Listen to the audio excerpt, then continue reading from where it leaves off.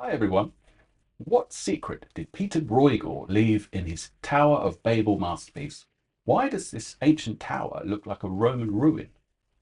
And what does it say to us about power, pride, and the limits of human ambition? In this video, we'll uncover 5 extraordinary secrets from Bruegel's famous painting, from the impossible tower that defied heaven to the warning that still rings true today. Stay until the end for one final revelation that completely changes the way that we see Bruegel's most famous painting. Bruegel painted the Tower of Babel in 1563, during a time of growing political tension in Antwerp, a city bursting with wealth, trade, and towering ambition. The story comes from the book of Genesis.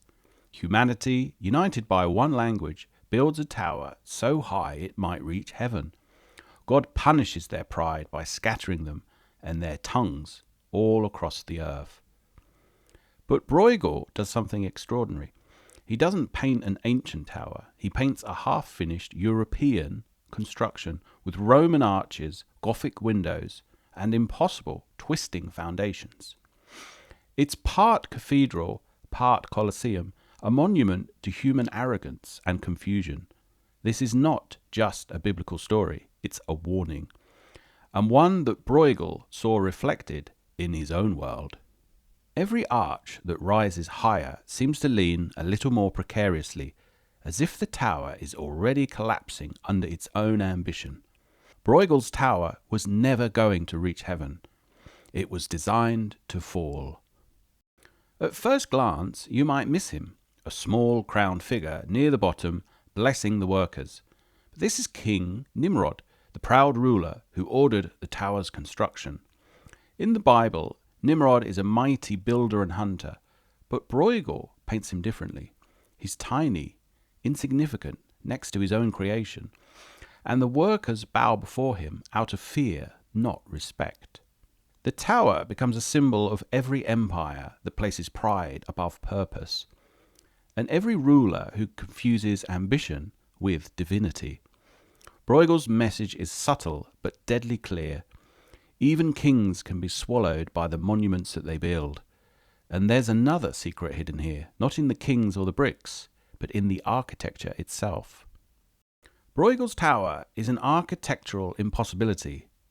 Its ramps spiral upward, but never quite connect. Its windows are irregular, its foundations eaten away by water and shadow. At first it looks grand, but the longer you stare, the less it makes sense. Bruegel uses architecture as a metaphor for language itself, structured, logical, but doomed to fragmentation. Each floor becomes a different dialect, a different kind of thinking, until no one can understand anyone else. In Bruegel's world, confusion isn't just a punishment, it's the natural consequence of human pride. The higher we climb, the less we see. But Bruegel wasn't only warning his audience about language or ambition. He was talking about something even closer to home. When Bruegel painted this, Antwerp was one of Europe's richest cities, its towers rising like Babel itself, its merchants trading all across the world. But within a decade, the city would collapse into chaos, religious wars, rebellion, destruction.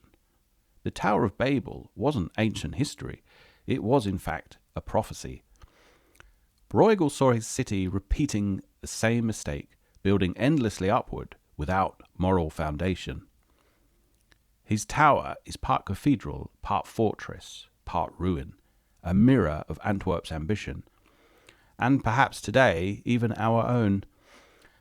But behind this grand warning lies one final secret, a message about humanity itself. Amid the chaos, Bruegel paints hundreds of miniature figures, each one distinct, fragile, human. They carry bricks, climb ladders, and fall into shadow. These aren't villains, they're us, ordinary people trapped inside an impossible dream. Bruegel's genius lies in his compassion. Even as he mocks human arrogance, he honors human effort. His tower might fall, but the people keep building. That perhaps is what makes us human. Bruegel's Tower of Babel isn't just a painting about pride, it's a warning. He painted the moment that human ambition and brilliance crosses into arrogance, when order becomes confusion. And 5 centuries later, his towers still rise in glass, steel, and concrete. The only question now is whether we'll recognize the fall before it comes.